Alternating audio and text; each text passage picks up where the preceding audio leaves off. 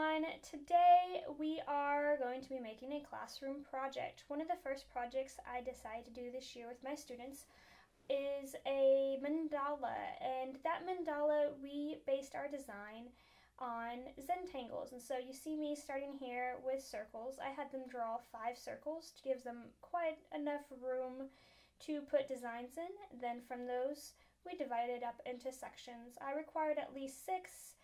Most of us did 8 because it was just easier to divide things up.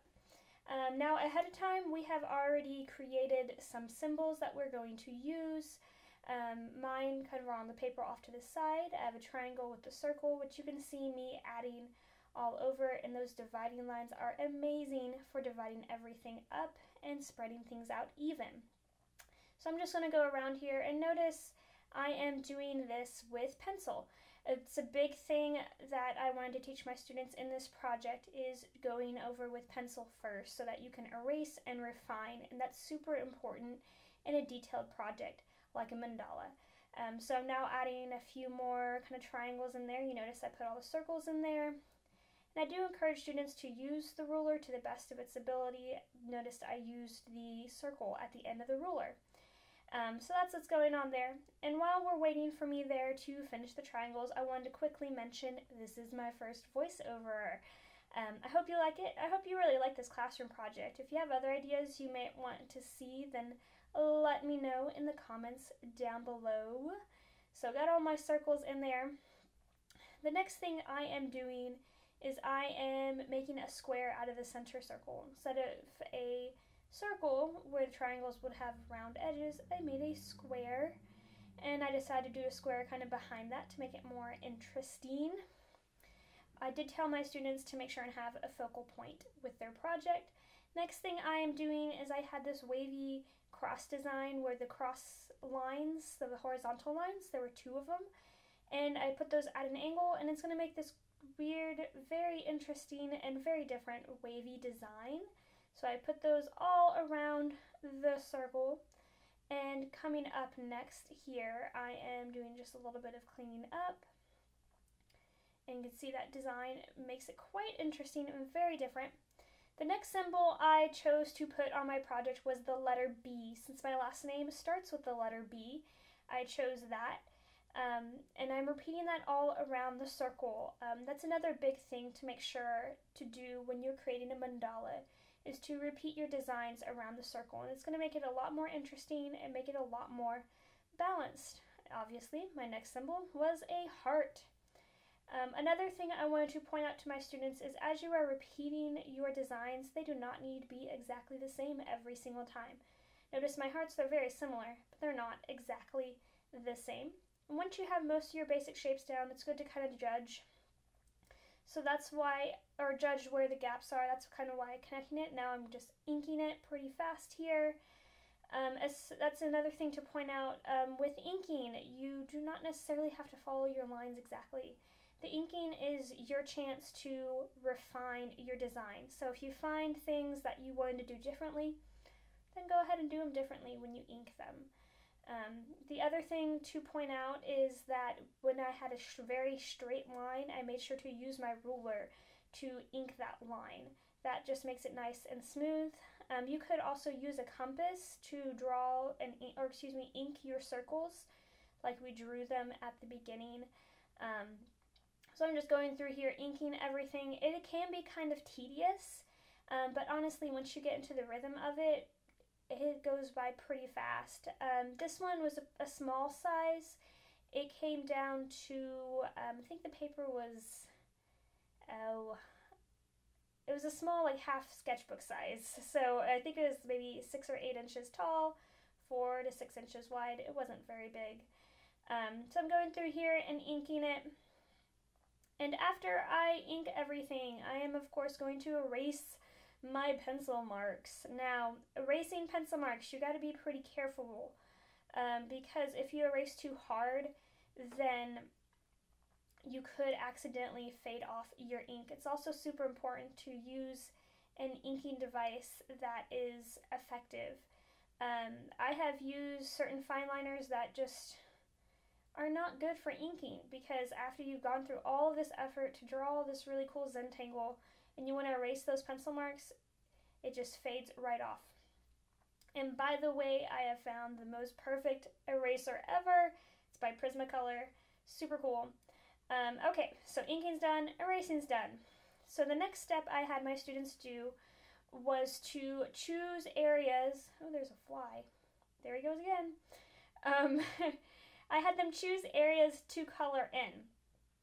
And the reason why I had them do this is because it adds quite a lot of contrast. And it adds a lot of emphasis and more interest. It gives them another tool to use in order to make it more interesting. It also makes you kind of look at your symbols a little bit different. Notice the triangles in the center. I left out the circle to make it more interesting. So I'm going to go through here and fill out all of the triangles. And I will say the inking can take a little while because you have to be, or rather the coloring in can take a little while because you have to be very neat with it. And by the way, in terms of supplies for my students, I had them, of course, use a regular 2B pencil. We had large 9x12 paper, or at least larger than this piece of paper. And then in terms of pens to use, we use Sharpies. I'm using my kind of writing pens. They're fine liners, I think, something like that. But in the classroom, I have just fine point Sharpies, the really kind of fine, super thin point. And then I have what we call regular Sharpies, which are, I think, technically called fine point, but they're a little thicker. Those are good, really good for coloring in. Unfortunately, I was out of them in my classroom, so we just had the fine points. So I'm still going through here and inking. Some things to consider along the way are kind of where you put the ink to kind of change up the images. Ahead of time, before all of this drawing, I had my students come up with their symbols, and I had them reflect and think about what they mean, and I also had them draw different patterns with them. And so that's kind of how we figured out how to put them on the mandala in different ways. So I am now on the last step, and by the way, this last step can be skipped if you want to keep your Zentangle simple. I'm sorry, my hand's kind of in the way, but what I am doing is adding value. I am just using a regular, I believe this was a 2B pencil.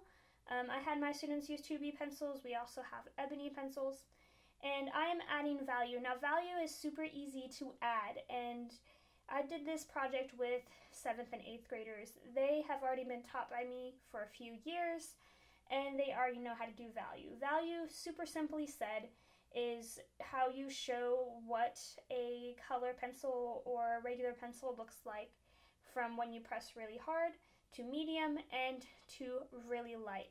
And what I coach the students on doing is choosing a specific area to focus on and choose a part of that area where you put the dark part of your value scale. Like in the center, you can see my circles in the middle of the triangle, and I put the value on the dark edges of the circle, and then I had the light part of the value in the middle, and so that makes it look a little bit 3D.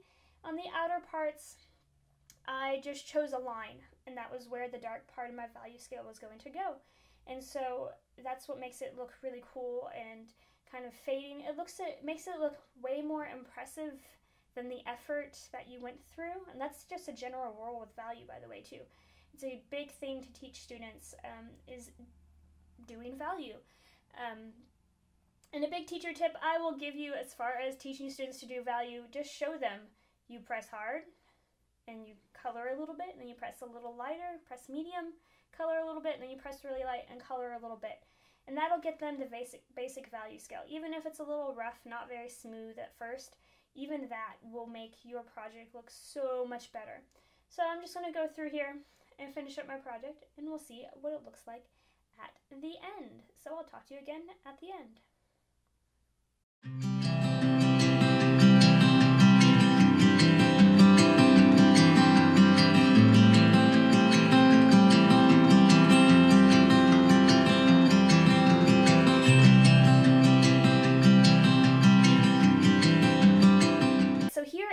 My final project, all nice and finished. After I trimmed down the paper After all this, it came to about a 6x6 square. Was nice and neat and pretty. This project I feel was super great for my students to review the basics of drawing lines and shapes and to review value.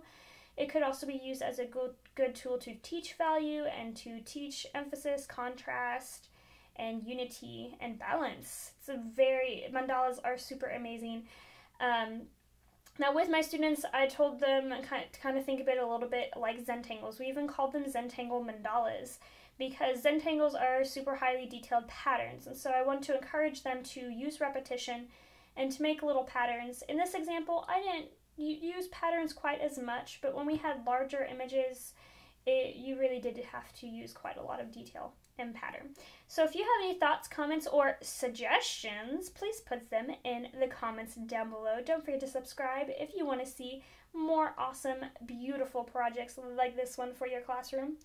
Thank you very much and have a great day.